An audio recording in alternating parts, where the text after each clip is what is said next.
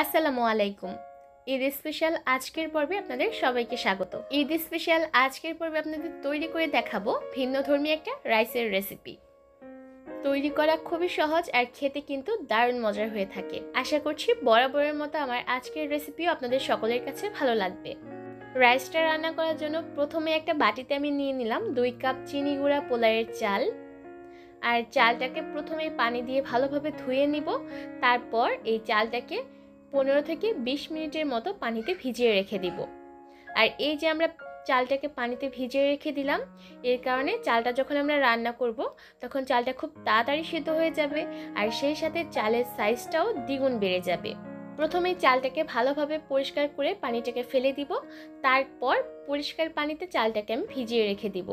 চালটাকে ভিজিয়ে রেখে দিচ্ছি আর চলে যাচ্ছি পরবর্তী স্টেপে। এর মধ্যে কিন্তু চালটা ভিজে গেছে আর আমি চালের পানিটাকে ঝরিয়ে নিয়েছি। এবার এর মধ্যে দিয়ে দিলাম 5 থেকে 6টা এলাচ, 3 টুকরা দারচিনি, একটা তেজপাতা, আধা চা চামচ দিলাম হলুদের গুঁড়া, আধা চা চামচ দিলাম আদা রসুন বাটা। এবার সব কিছুকে একসাথে ভালোভাবে মাখিয়ে নিচ্ছি আর চলে যাচ্ছি মূল রান্নায়। এবার চুলায় একটা প্যান বসিয়ে দিয়েছি, এর মধ্যে দিয়ে দিলাম 2 টেবিল চামচ ডালডা। ডালডার পরিবর্তে চাইলে ঘি অথবা রান্নার রেগুলার তেলও ব্যবহার করতে পারবেন। ডালডাটা যখন একটু গলে যাবে তখন এর মধ্যে দিয়ে দিলাম 2 টেবিল চামচ পেঁয়াজ কুচি। পেঁয়াজটাকে একটু ভেজে নিব আর পেঁয়াজটা যখন একটু নরম হয়ে যাবে তখন এর মধ্যে আগে থেকে মাখিয়ে রাখা চালগুলো দিয়ে দিতে হবে। এবার চুলার আঁচ মিডিয়াম হিটে রেখে চালগুলোকে 4 থেকে 5 মিনিটের মতো ভেজে নিব।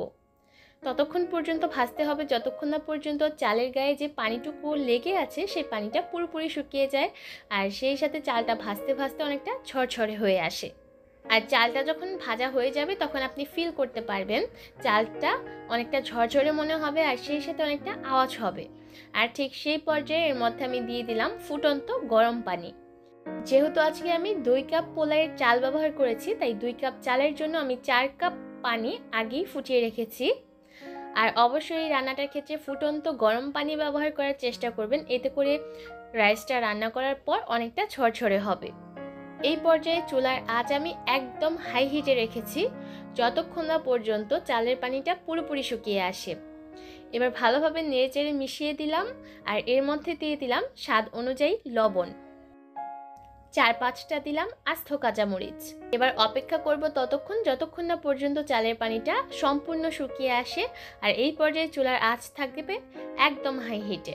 এর মধ্যে কিন্তু চালের পানিটা পুরোপুরি শুকিয়ে গেছে। এবার চালটাকে আমি সমান করে বিছিয়ে দিচ্ছি আর হাঁড়িটাকে একটা ঢাকনা দিয়ে ঢেকে দিব আর চুলার আঁচ একদম লো করে দিয়ে চালগুলোকে দমে রাখবো 15 থেকে 20 মিনিটের মতো।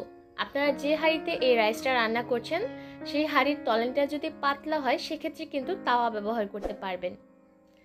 খুব ভালো হয় যদি 10 মিনিটের মাথায় ঢাকনাটাকে খুলে দিয়ে চালগুলোকে উল্টে পাল্টে দেওয়া হয়, এতে করে নিচের চালগুলো উপরে আর উপরের চালগুলো নিচে চলে যায়, যার কারণে প্রতিটা চাল সমানভাবে সেদ্ধ হওয়ার সুযোগ পায়। এবার আবারও সমান করে বিছিয়ে দিয়ে হাঁড়িটাকে ঢাকনা দিয়ে ঢেকে দিব আর দমে রাখবো আরও 5 থেকে 6 মিনিটের মতো। 5 থেকে 6 মিনিট পর ঢাকনাটা খুলে দিলাম। এর মধ্যে কিন্তু চালগুলো পুরোপুরি সেদ্ধ হয়ে গেছে আর রাইসগুলো কতটা ছড়ছড়ে হয়েছে দেখে নিশ্চয়ই বুঝতে পারছেন। প্রতিটা স্টেপ ফলো করে আপনারা যদি রাইসটা রান্না করেন তাহলে আপনাদের তৈরি করা রাইসটাও হবে একদম পারফেক্ট। আর তৈরি করে নেওয়া রাইসটা আমি একটা সার্ভিং প্লেটে নিয়ে নিচ্ছি। তৈরি করে নেওয়া এই রাইসটা আপনারা চাইলে এমনিতেও খেতে পারবেন, আবার চাইলে সাইড ডিশ হিসেবে রাখতে পারবেন চিকেন রোস্ট, চিকেন ভুনা, এমনকি বিফ রেজালার সাথে। আসছে ঈদে ভিন্নধর্মী এই রাইসের রেসিপিটা আপনারা ট্রাই করতে পারেন। আশা করি সকলের কাছে ভালো লাগবে। সকলের ঈদ সুস্থ এবং সুন্দর কাটুক এই প্রত্যাশায় আজকে এখানেই বিদায় নিচ্ছি। ভালো থাকবেন সবাই, আল্লাহ হাফেজ।